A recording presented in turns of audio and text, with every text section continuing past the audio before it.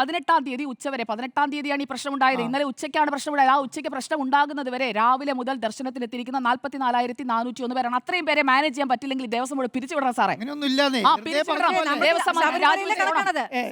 ശബരിമലയിലെ കണക്കാണ് ഞാനിതാ, സോറി ക്ഷമിക്കണം, ഔദ്യോഗികമായിട്ടുള്ള കണക്കാണ് ഞാൻ പറയുന്നത്. അതെ, ഞാൻ ഇനി ഇതിലേക്ക് വരാം, എന്റെ പോയിന്റിലേക്ക് വരാം. ഇവിടെയാണ് ആളെ കുറച്ചാൽ പ്രതിസന്ധി പരിഹരിക്കാം, ആളെ കുറച്ചല്ല പ്രതിസന്ധി പരിഹരിക്കേണ്ടത്.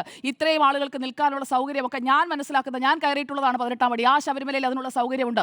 44,401 പേർക്ക് നിൽക്കാൻ കഴിയാത്ത സ്ഥലമൊന്നുമല്ല ശബരിമല. അവിടെ കൃത്യമായിട്ടൊരു മാനേജ്മെന്റ് ഉണ്ടായിട്ടില്ല എന്നത് വ്യക്തമാണ്. അതുകൊണ്ടാണ് അവിടെ ആ പാളിച്ച ഉണ്ടായത്.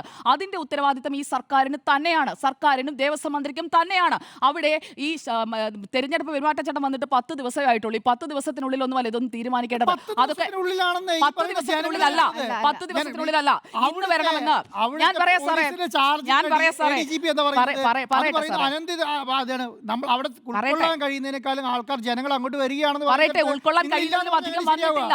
ഉൾക്കൊള്ളാൻ കഴിയുന്നതിലും അധികം വന്നിട്ടില്ല. 10 പേര് വന്നാൽ 10 പേർക്ക് 10 കസേര ഇടണം. 50 പേര് വന്നാൽ 50 കസേര ഇടണം. അല്ലാതെ 50 പേര് വരുമ്പോൾ നിങ്ങൾ 10 കസേര ഇട്ട കാര്യം നടക്കത്തില്ല. അതാണ് അവിടെ നടന്നത്.